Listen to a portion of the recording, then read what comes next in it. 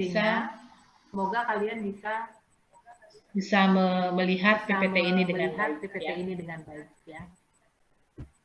Baik, kita akan mulai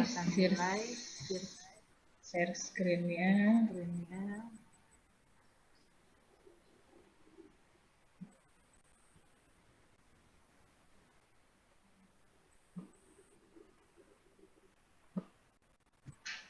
Ya, kelihatan nggak? Kelihatan ya? Nah, ini sistem reproduksi pada tumbuhan dan hewan. Kalau nanti kalian minta PPT-nya, nanti akan Ibu berikan, Ibu kasih, tetapi dalam bentuk video, ya, bukan dalam bentuk PPT aslinya.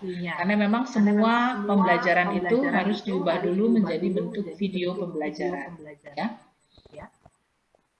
Kita mulai ya. Yang pertama, seperti biasa, sebelum dimulai pembelajaran, itu ada yang disebut dengan peta konsep. Peta konsep ini sebenarnya adalah ringkasan atau rangkuman dari materi yang akan kita pelajari. Ya. Jadi kalau misalnya kalian lihat peta konsep di sini, maka semua yang ada itu nanti akan dipelajari di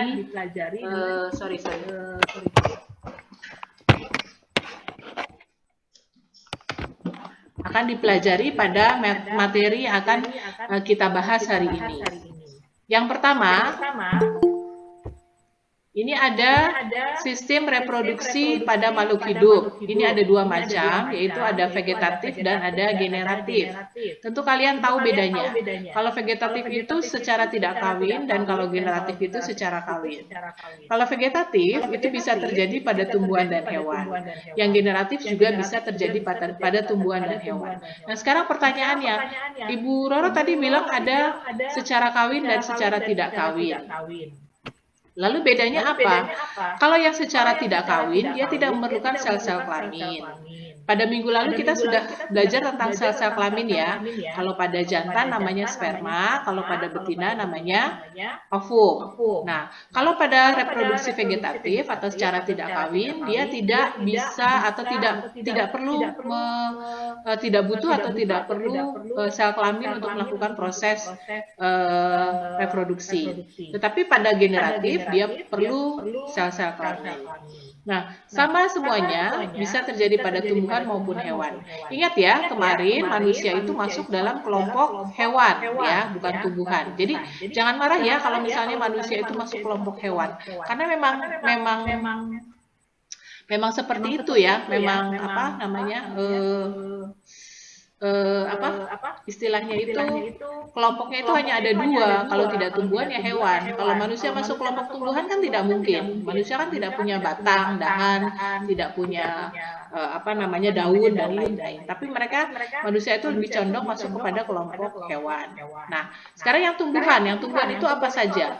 Ada yang namanya rizoma, umbi lapis, umbi batang dan lain-lain sampai spora. Ini nanti bisa kalian lihat di buku paket digital yang sudah Ibu share. Nanti bisa lihat perbedaannya, apa itu rizoma, umbi lapis, umbi batang dan lain-lain. Kalau di sini mungkin agak sulit ya kalian mengerti ya. Tapi kalau sudah tahu contohnya, sudah lihat bendanya, oh kalian tahu. Oh itu toh yang namanya umbi lapis ya. Umbi lapis itu contohnya adalah bawang itu umbi lapis. Kalau tunas contohnya apa? Tunas yang berkembang biak dengan tunas. Apa misalnya? Kalau umbi akar, umbi batang, iya nanti contoh-contohnya, iya bisa dilihat ya contoh-contohnya ya. Baik. Kemudian yang hewan itu ada yang namanya fragmentasi. Fragmen itu artinya dipotong-potong ya. Jadi nanti ada hewan yang tubuhnya itu harus dipotong-potong dulu tubuhnya. Siapa yang motong-motong? Yang motong ya hewan itu sendiri ya. Misalnya hewan planaria. Kemudian ada yang dengan tunas. Halo, suara Ibu kedengaran nggak? Kedengeran, Bu. Oke, alhamdulillah ya. Karena kalau nggak kedengeran percuma nih menerangin terus tapi kamu nggak dengar. Ya, jadi ada fragmentasi, ada tunas dan partenogenesis. Nanti akan kita bahas satu-satu. Kalau yang generatif yang menggunakan sel-sel kelamin, ini tadi Ibu bilang ada tumbuhan dan hewan. Nah, kalau yang tumbuhan itu dengan apa? Dengan cara penyerbukan atau fertilisasi. Jadi ada lebah atau kupu-kupu datang ke bunga, nah itu namanya proses penyerbukan. Kalau hewan pakai apa? Hewan itu dengan dua macam, ada yang di dalam atau internal, ada yang di luar atau eksternal. Di dalam atau di luar bedanya apa? Ya kalau yang di dalam tubuh, kalau yang di luar dia di luar tubuh, ya proses penyatuannya. Nah, kelihatan? Yang kedua? Kelihatan ya? Halo? Slide-nya nggak gerak, Pak. Nggak bergerak? Iya. Oke, bentar. Bentar.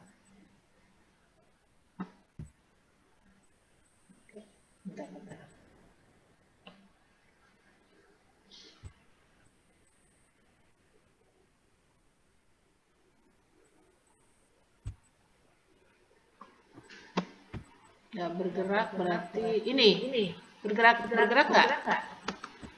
Nggak juga ya? Enggak. Hilang, Bu. Belum. Bentar ya. Oke.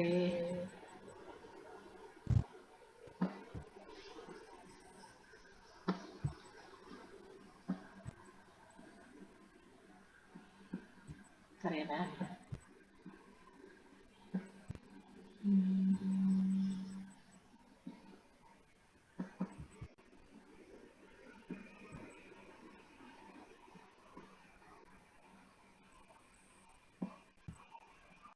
Ya, ini dia nih.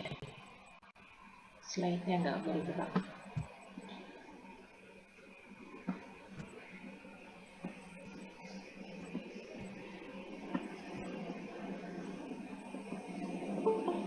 Ya, bergerak nggak? Kelihatan nggak? Oke, nah, iya baik. Ibu lanjut ya. Nah, sistem reproduksi pada tumbuhan dan hewan ini adalah kemampuan hewan dan tumbuhan itu untuk melakukan proses reproduksi atau berkembang biak, ya. Kalau misalnya ditanya caranya gimana, ya caranya beda-beda tergantung makhluk itu sendiri untuk berkembang biak. Nah, kemudian ini, kalau yang vegetatif tadi dikatakan tidak ada sel kelamin, berarti dia tidak akan didahului oleh peleburan sel kelamin baik jantan maupun betina. Kalau yang generatif ada peleburan sel kelamin jantan dan betina. Jadi kita sudah punya istilah baru ya, vegetatif dan generatif. Kalau vegetatif itu tanpa sel kelamin dan generatif itu dengan sel kelamin, ya. Ini caranya. Kalau kalian tanya caranya, ya ini caranya. Kemudian yang berikutnya, kalau yang vegetatif, nah Ibu lihat nih contoh-contohnya.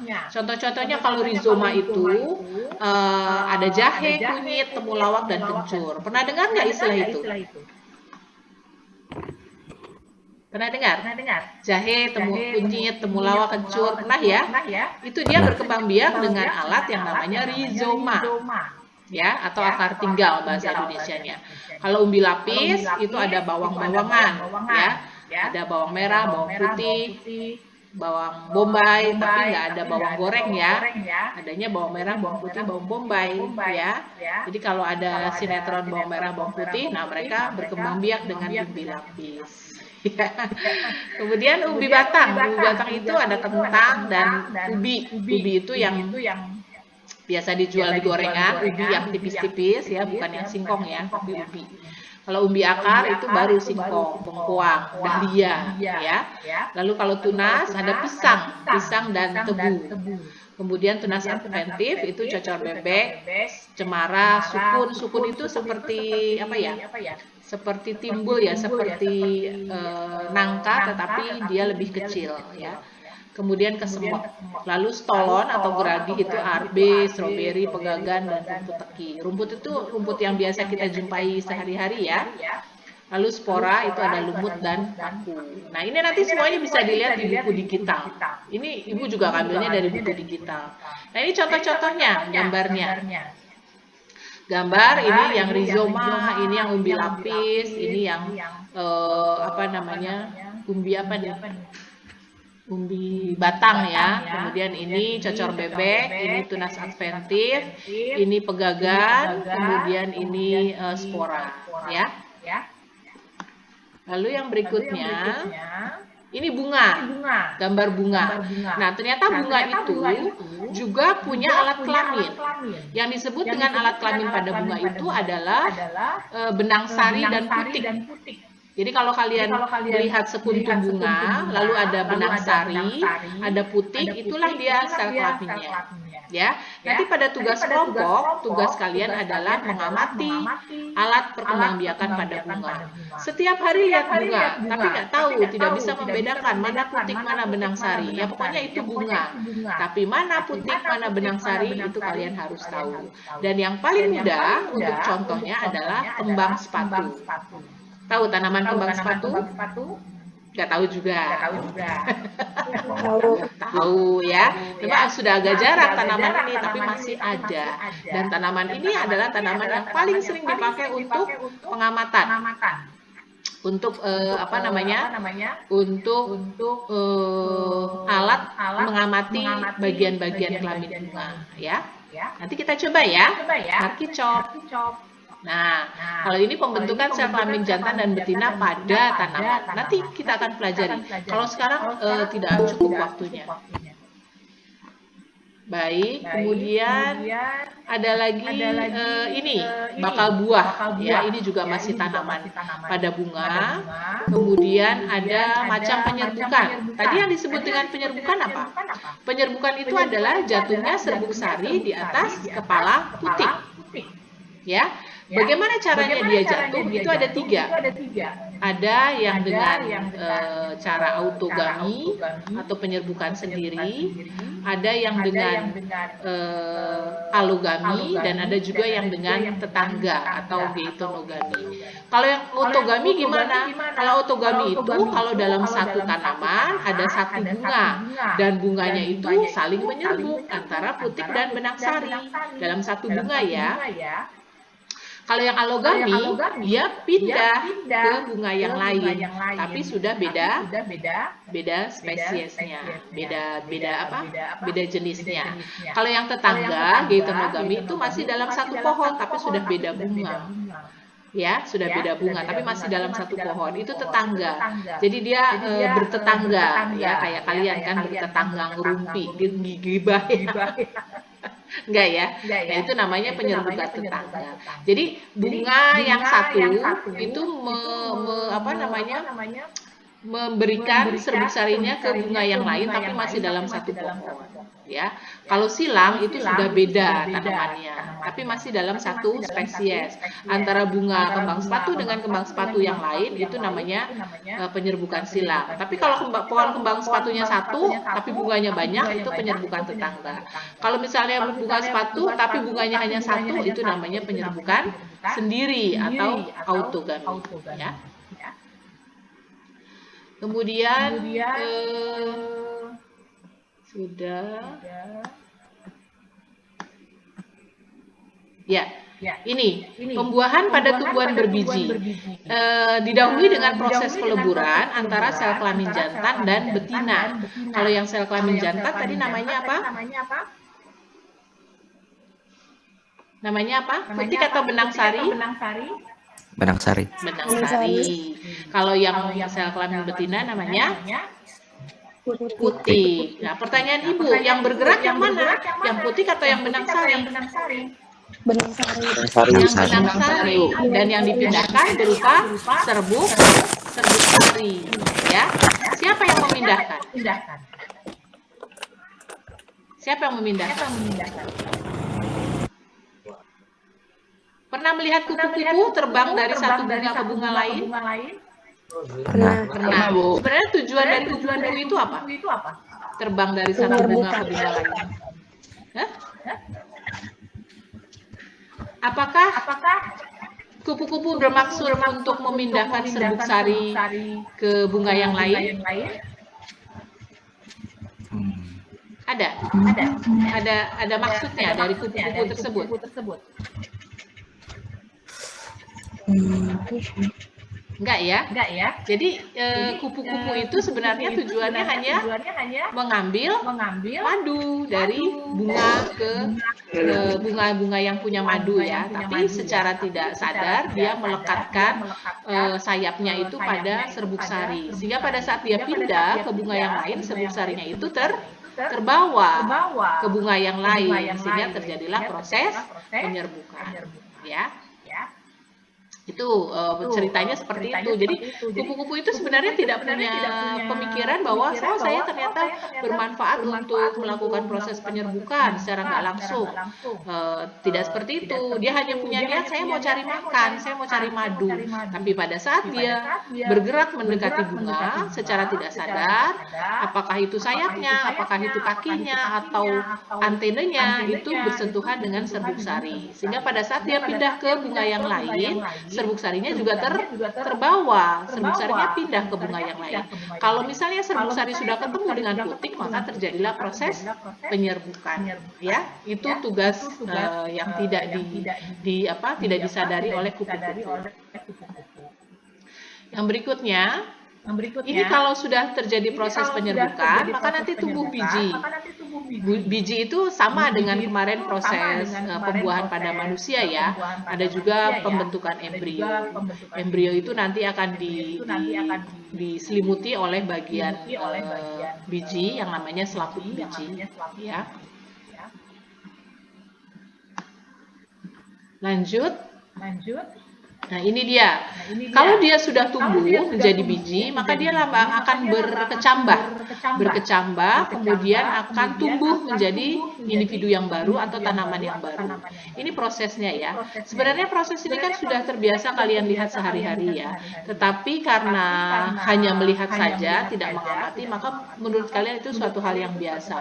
Padahal kalau kita amati dengan sungguh-sungguh, kita buat videonya, kita rekam, kita catat setiap hari pertumbuhannya, itu akan ada satu laporan yang sangat menakjubkan, satu laporan yang menunjukkan bahwa betul-betul Allah itu berkuasa terhadap semua makhluknya. Dia bisa membuat satu biji dari tanaman itu nanti akan tumbuh menjadi makhluk yang baru, individu yang baru, tanaman yang baru, dan itu menghasilkan sesuatu untuk kepentingan manusia yang manfaatnya sangat besar untuk manusia.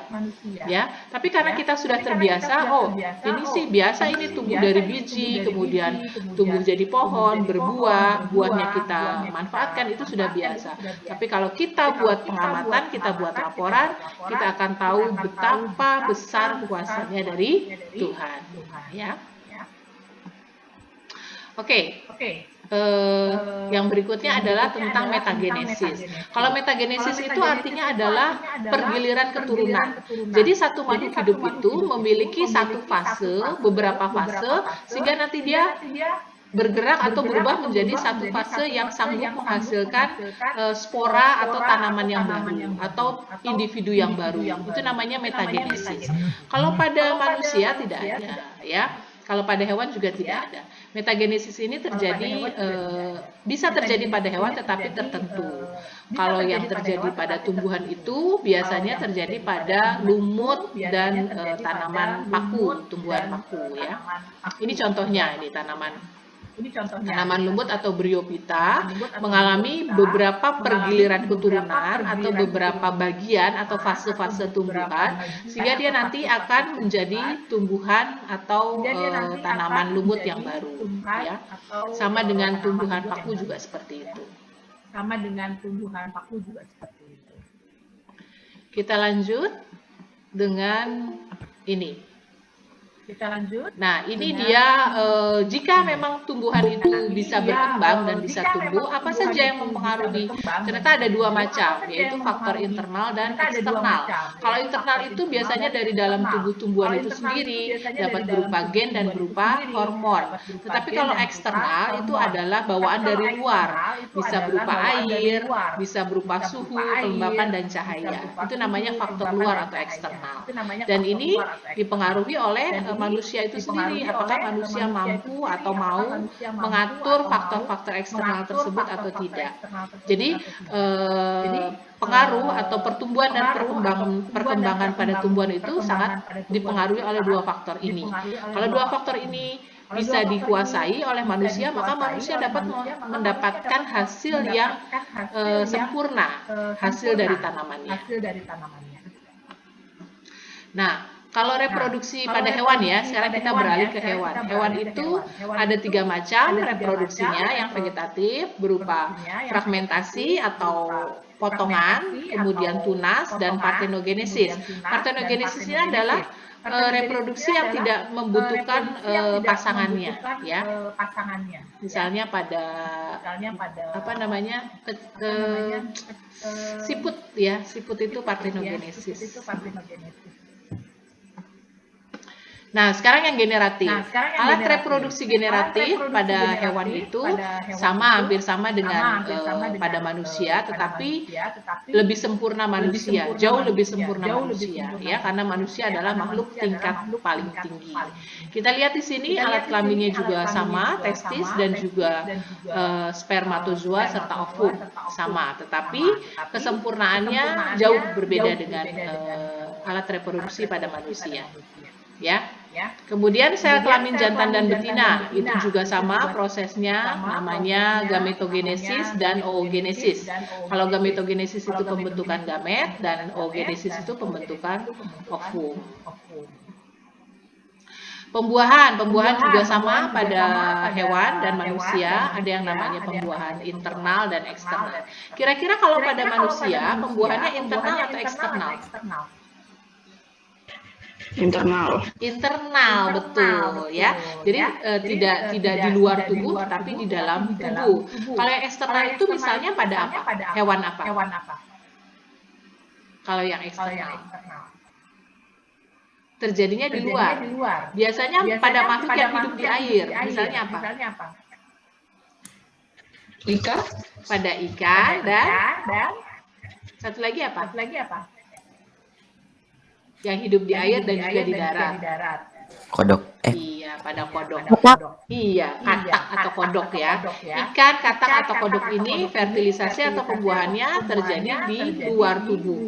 Jadi pertemuan antara sperma dengan ovumnya terjadi di air atau terjadi di batu di darat, ya. Kenapa demikian? Ya, karena memang proses pertemuannya itu tidak disiapkan di dalam. Jadi organ tubuhnya itu tidak memiliki satu tempat untuk pertemuan mereka.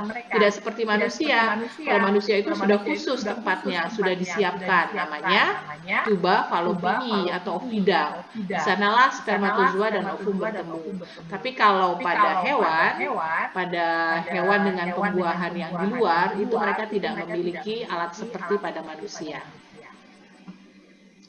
Ya, ini bedanya pertumbuhan dan perkembangan, ya. Kalau pertumbuhan itu kan ukuran dan jumlah selnya bertambah, ya, sehingga makin bertambah besar ukuran tubuhnya. Kemudian namanya itu istilahnya irreversible. Irreversible itu nggak bisa balik lagi. Jadi kalian jangan berharap bisa tubuhnya itu balik lagi seperti bayi, ya. Karena irreversible. Jadi apa yang sudah terjadi ya sudah terjadi. Ya, kalau dulu kalian bayi, ya sekarang sudah remaja, ya itulah kalian. Tidak bisa balik lagi kembali ke bayi. Oh, bisa nanti disulap balik jadi bayi. Nggak bisa, karena manusia dan makhluk itu sifatnya adalah irreversible, ya. Kalau perkembangan adalah kedewasaan. Sehingga kalau sekarang anak-anak SMP yang di kelas 9 itu sudah mengalami apa yang disebut dengan masa pubertas atau masa menjelang akhir balik, ya, yang ditandai dengan ciri-ciri sekunder pada tubuh kalian. Yang perempuan itu sudah menstruasi, kemarin sudah saya sampaikan, ya. Yang laki-laki itu sudah mengalami mimpi basah. Itu namanya perkembangan. Perkembangan merupakan proses menuju kedewasaan. Ya, jadi tidak hanya badannya saja yang besar, tidak hanya tubuhnya saja yang bertambah tinggi, tapi juga perkembangan jiwanya bertambah dewasa. Ya, perkembangan menyebabkan terjadinya perubahan bentuk tubuh dan bersifat kualitatif. Kualitatif itu artinya dia sifatnya itu tidak hanya melihat tingginya saja, tidak hanya melihat besarnya saja, tapi betul-betul berkualitas. Dengan adanya usia sekian, maka tinggi badannya akan sekian. Dengan adanya usia sekian, setelah menstruasi, maka tubuhnya akan berubah menjadi seperti itu. Dengan adanya mimpi basah, mengalami mimpi basah, maka anak laki-laki akan mengalami perubahan-perubahan pada tubuhnya. Misalnya saja memiliki jakun, kemudian tumbuhnya bulu-bulu pada kaki dan tangan, dan lain-lain. Suaranya besar, suaranya besar kayak Lucinta Luna. Lucinta Luna itu perempuan apa laki? Laki ya. Bencong Bu, bencong. Iya, tapi dia pengen banget jadi perempuan, ya. Waria Bu. Betul. Dia itu laki-laki, aslinya dia laki-laki. Jadi secara apa ya? Secara fisik ya, dia memang laki-laki. Tapi mungkin jiwanya dia lebih ke perempuan, ya. Makanya seorang perempuan sejelek apapun dia itu adalah makhluk yang sempurna. Jadi manusia yang namanya perempuan itu jangan pernah mengeluh kalau dia merasa jelek, merasa tidak menarik, tidak cantik. Jangan. Masih banyak orang di luar yang pengen jadi perempuan. Ya, jadi nikmati saja apa yang ada dalam tubuh kalian. Laki-laki juga begitu. Apa yang sudah ada yang diberikan Tuhan pada waktu kamu dilahirkan, itulah kesempurnaan kamu. Jangan bermimpi untuk merubah menjadi bentuk lain, ya. Itu namanya menyalahi kodrat. Kalau misalnya punya pemikiran kan jiwa saya perempuan Bu, atau jiwa saya kan laki-laki. Jangan punya pikiran gitu. Apa yang sudah digariskan Tuhan itulah yang kalian pelajari sekarang. Bentar ya, ada telepon. Halo Pak. Waalaikumsalam. Iya. Di laci. Ya cari aja. Kalau enggak yang di tempat yang kuning yang di bawah tuh. Kan saya taruh bawah. Oke. Yuk. Mama Tali telepon. Tahu kah Papa Tali? Kenal nggak? Tahu. Kalau nggak kenal orang Kenal Bu. Ya, balik lagi tadi ya. Jadi seorang Lucinta Luna itu bermimpi dan bercita-cita pengen jadi perempuan. Oke, boleh, silakan. Mau dia operasi atau mau itu katanya Muhammad Fikri, kenal Bu, rumahnya dekat rumah saya. Titip salam ya buat Lucinta Luna ya. Sampaikan salam dari Ibu ya. Ibu guru di SMP 66 ya.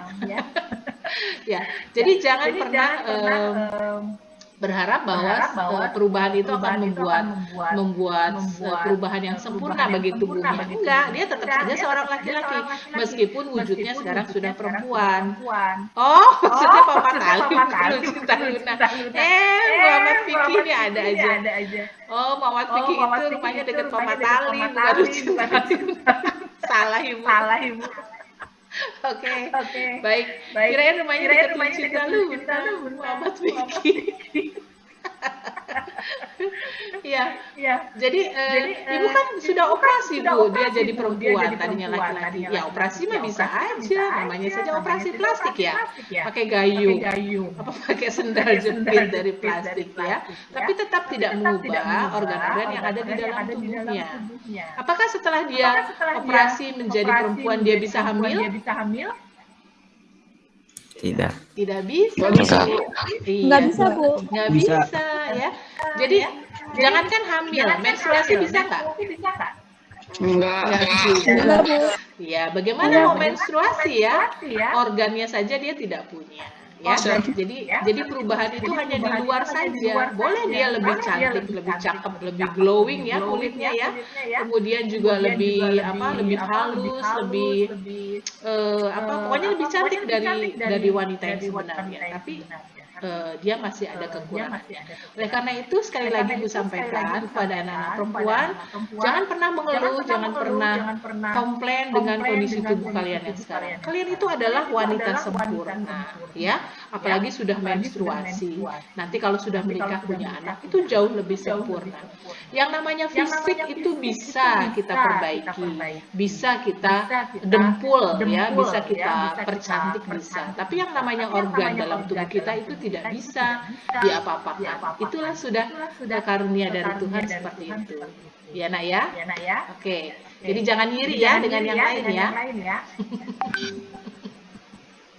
Oke, kita lanjut. Itu tadi perbedaan pertumbuhan dan perkembangan. Nah, ini ini pada hewan tertentu dia punya perubahan yang disebut dengan metamorfosis. Metamorfosis itu perubahan bentuk seperti tadi metagenesis ya. Metagenesis atau perubahan fase-fase. Nah, kalau metamorfosis ini adalah perubahan dari satu bentuk makhluk ke yang lain tetapi masih dalam makhluk itu sendiri. Tentu waktu SD kalian sudah pelajari tentang metamorfosis yang terjadi pada kupu-kupu, kemudian pada katak, kemudian di sini contohnya pada belalang, ya, itu semuanya adalah metamorfosis. Tapi sekali lagi karena metamorfosis ini ada yang berlangsung panjang dan ada yang berlangsung hanya singkat, maka dibagi menjadi dua, yaitu metamorfosis sempurna dan tidak sempurna. Apakah manusia juga mengalami metamorfosis? Mengalami. Manusia mengalami metamorfosis. Iya. Pertanyaan ibu serius nih. Manusia mengalami metamorfosis nggak? Ada yang merasa mengalami metamorfosis? Hanya Lucinta Lina. Kita tidak ya, tidak ada metamorfosis pada manusia ya. Manusia itu lurus-lurus aja jalannya. Ya, mulai dari zigot, embrio, janin, kemudian tumbuh jadi bayi, lalu anak-anak, remaja, dewasa, tua dan lain-lain. Itu lurus saja, nggak ada perubahannya. Tidak ada perubahan dia jadi larva dulu, ya, jadi apa namanya? Jadi larva atau misalnya jadi ulat itu tidak ya, tetap dia wujudnya adalah manusia. Oke, jangan lupa ya, manusia tidak mengalami metamorfosis.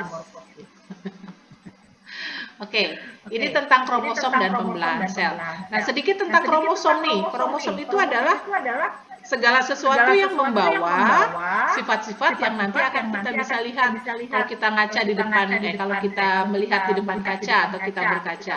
Kenapa hidung saya mancung ke dalam? Kenapa mata saya bulat? Ada juga yang sipit. Kenapa badan saya tinggi? Kenapa kulit saya hitam? Kenapa kulit saya putih? Itu semuanya adalah pengaruh dari kromosom. Ya. Kromosom nanti akan kita pelajari lebih lanjut pada bab genetika. Jadi tunggu saja materi ini setelah pesan-pesan berikut ya. Nanti kita akan sampai ke sana ya. Oke, berikut. Ini pembelahan sel, kemarin juga sudah dibahas. Ada dua macam pembelahan sel. Yang pertama pembelahan sel secara mitosis, yang kedua secara meiosis. Bedanya apa sih Bu? Mitosis ini pembelahan sel yang terjadi pada sel-sel tubuh. Jadi kalau tubuh kalian bertambah besar, maka yang berperan di situ adalah pembelahan sel secara mitosis. Tapi kalau pembelahan meiosis, itu adalah pembelahan sel yang terjadi pada sel-sel kelamin.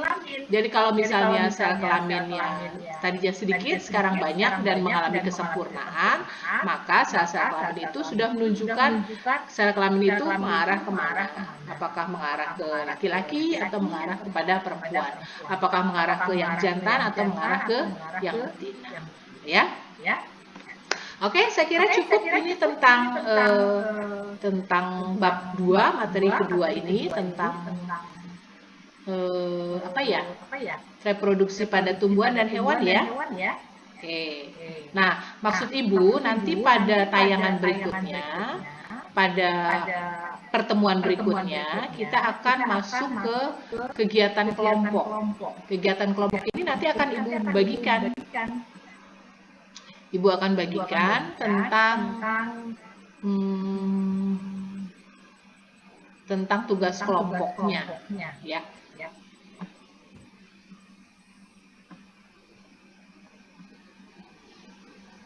Oke. Masih muncul nggak gambarnya? Tidak. Tidak ya, baik. Hilang. Hah? Sudah hilang ya? Sudah hilang. hilang. Baik. Ya, kita kembali lagi untuk yang berikutnya. Nanti kalian akan buat kelompok. Kelompoknya adalah kelompok diskusi tentang tugas ini. Bukan, salah. Tugas yang kedua yaitu LKPD 2. Sebelumnya LKPD 1 apakah kalian sudah paham? Kemarin banyak yang tanya tuh, Bu, nggak bisa diketik, Bu, nggak bisa diklik. Apakah benar tidak bisa diklik? Kenapa tuh? Sama, nggak bisa diklik. Gimana caranya supaya bisa ngisi langsung di sini? Nah, kelihatan nggak gambarnya? Kelihatan ya? Ini namanya pembelajaran secara ausable. Ausable itu artinya kalian lihat gambar, kalian jawab pertanyaannya. Kalau nggak bisa jawab gimana, Bu? Buka bukunya. Buku apa kemarin yang Ibu kasih? Yang Ibu share apa?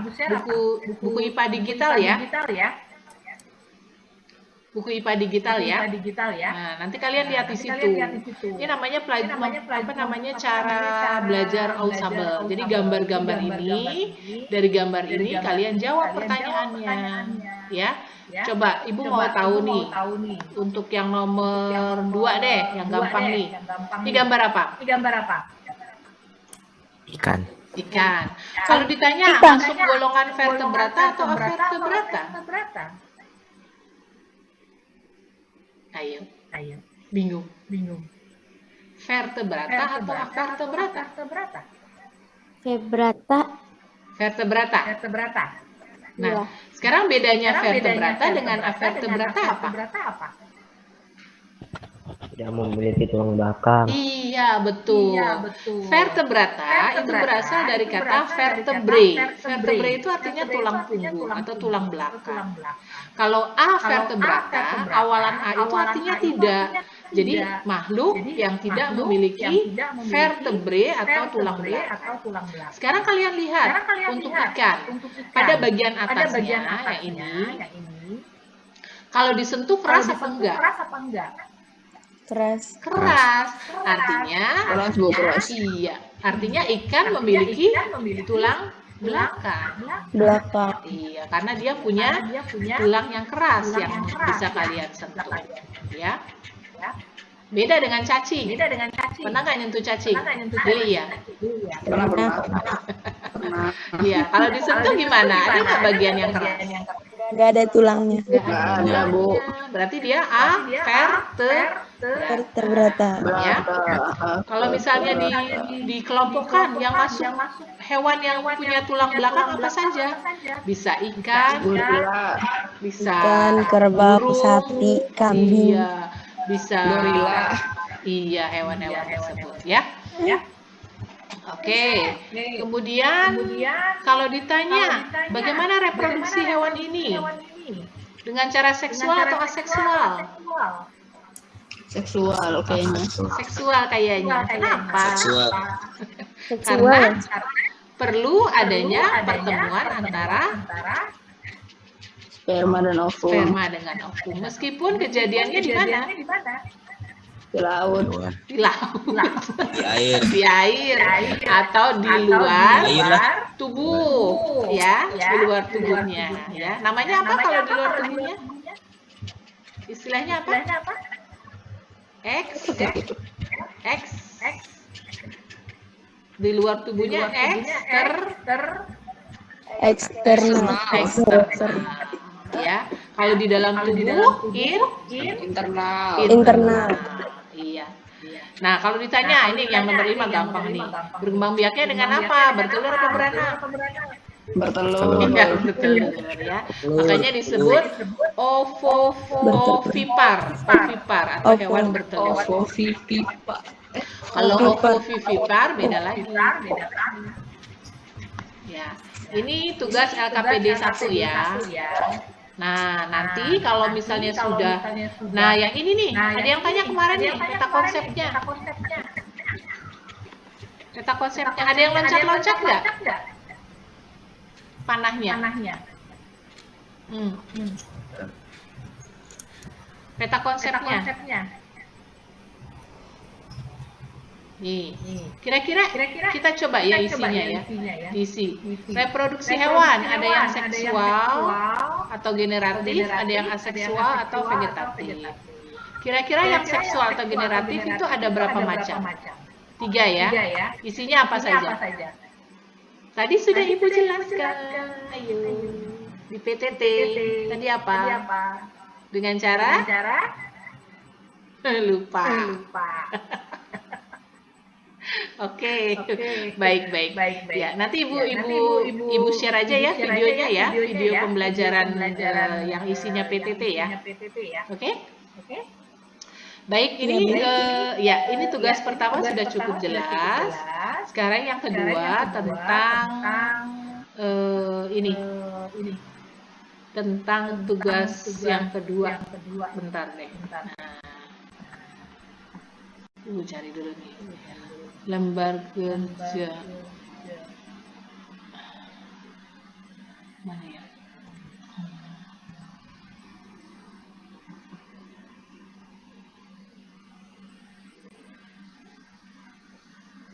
Nah, ini dia.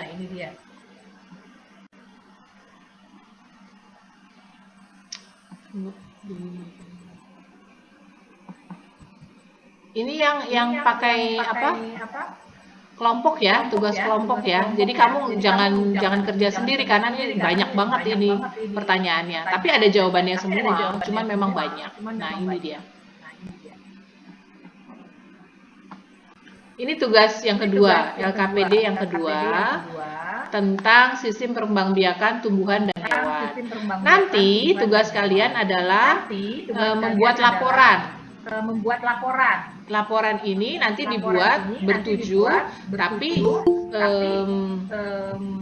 tapi apa namanya, nge-share-nya satu orang aja, ya nggak usah semuanya. Nanti kan satu kelompok itu kan ada 6 orang ya. Nanti satu kelompok isinya 6 orang ya, 3 cewek 3 cowok ya. Jadi jangan cowok semua atau cewek semua, tapi harus ada cowok cewek ya.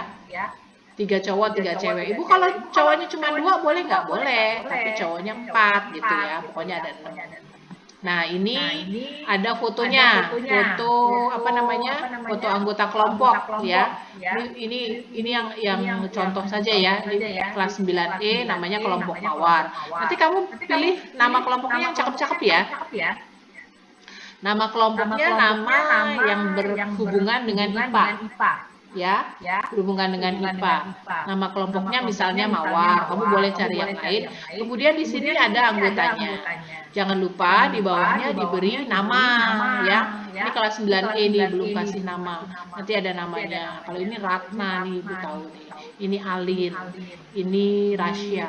Ya, ini Rahmat. Bener gak ini Rahmat? Rahmat. Ini kamu bukan Mat? Bukan, Bu. Bukan. Siapa ya ini ya? Baik. Jadi gitu ya bikin laporannya ya. Ini contoh aja. Ini contoh. Nanti bikin laporannya, sertakan nama kelompoknya, kemudian kelasnya dan nama lengkapnya. Nah, nama lengkapnya tulis di sini di bawah nama fotonya. Jadi ketahuan siapa saja ya. Nah, ini laporannya, petunjuknya seperti ini. Lembar kerja ini dikerjakan secara berkelompok. Jadi nanti dibagi-bagi tugasnya ya, karena ini banyak. Kemudian kerjakan dengan singkat sesuai dengan pertanyaannya. Dan jawabannya diketik. Ya, nanti dibuat di Word dulu, ini diisi langsung nih tuh. Ada berapa tuh? Banyak kan? Tuh, lihat tuh. Nah, tuh banyak. Ya? Tuh. Sampai berapa halaman tuh? Ada 7 apa 8 ya? Nah, tuh. Kalau misalnya kurang kertasnya boleh nih ada lembar tambahannya. Boleh tambah di sini. Ya? Jadi ada 9 halaman.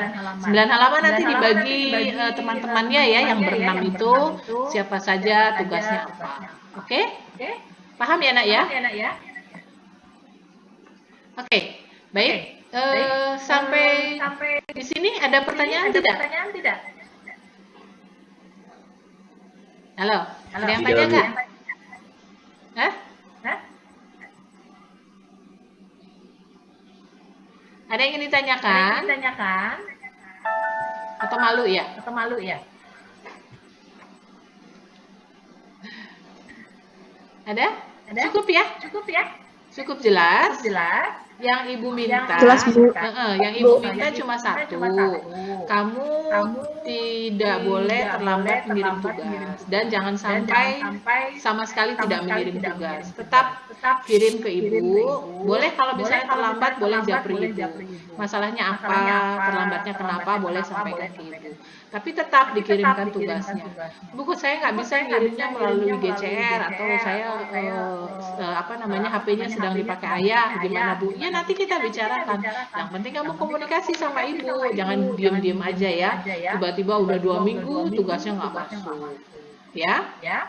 Lalu yang kedua, masalah absen atau daftar hadir. Masih banyak teman-teman kalian yang terlambat untuk mengisi daftar hadir. Ini tidak hanya kelas 9C atau D atau E ya, semuanya ini banyak yang terlambat.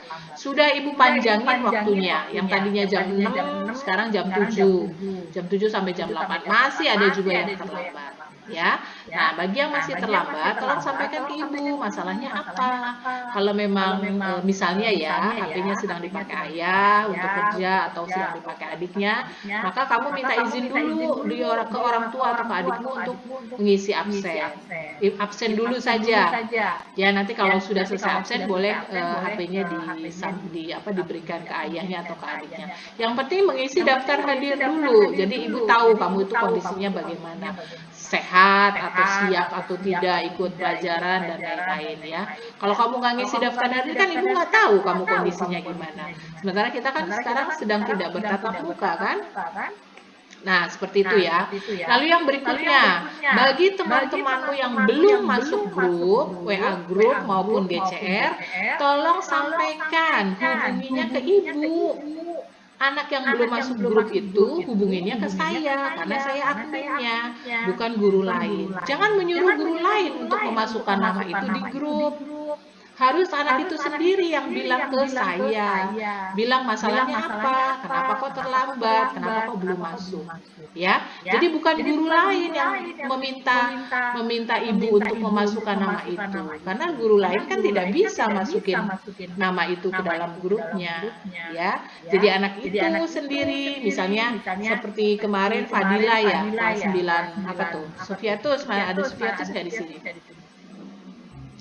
Itu Fadila justru bilang ke guru lain bilang ke ibu minta dimasukin. Loh kenapa nggak langsung saja tanya nomor HP-nya Bu Roro berapa? Saya mau minta dimasukkan ke dalam WA grup dan GCR. Ya. Jadi masih ada satu anak nih yang belum masuk ke dalam grup. Itu kalau nggak salah kelas 9E. Ya, masih ada satu orang. Yang 4 orang sudah ibu masukkan di grup dan saya tidak tahu apakah dia aktif atau enggak, tapi yang jelas dia sudah ada dalam grup, dalam GCR juga.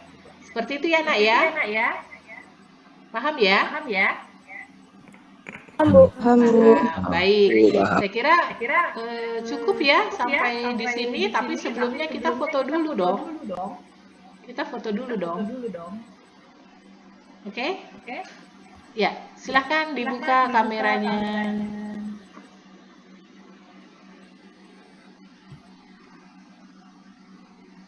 Oke? Dibuka kameranya, kita berfoto bersama.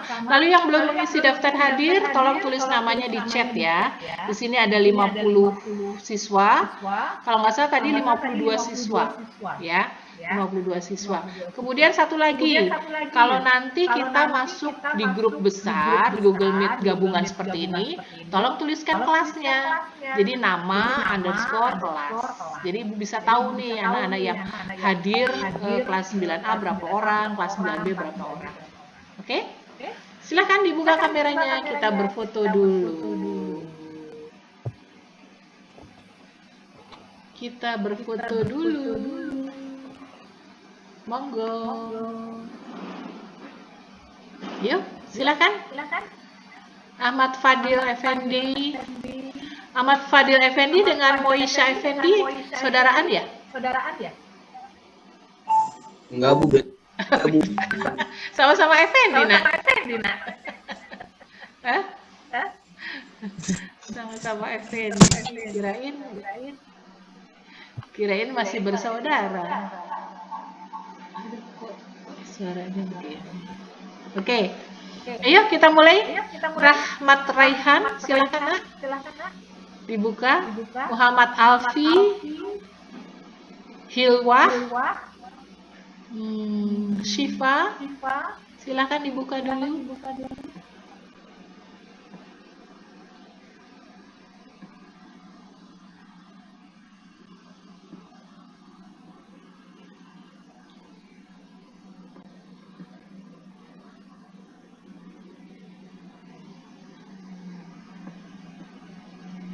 Kita foto dulu ya. Ini kok nggak bisa di sini.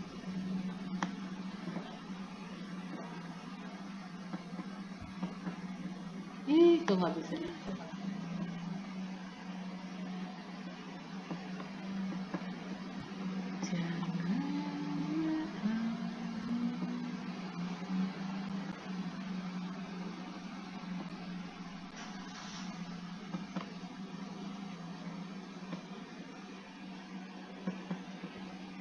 Nggak bisa hilang sih.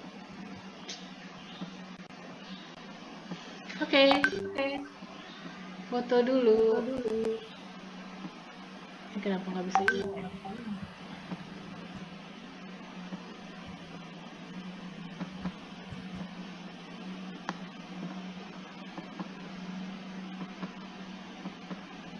Ya, 1, 2, 3. Sekali lagi ya. Sebentar.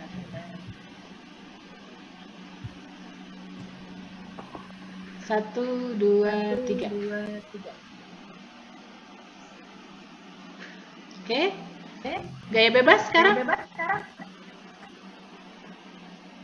Halo. Gini semua. Temu gini. Boleh. Sarangyo. Boleh. Oke. 1, 2, 3. Sekali lagi. 1, 2, 3. Oke. Ya. Sebelum kita tutup, mari bersama-sama kita mengucapkan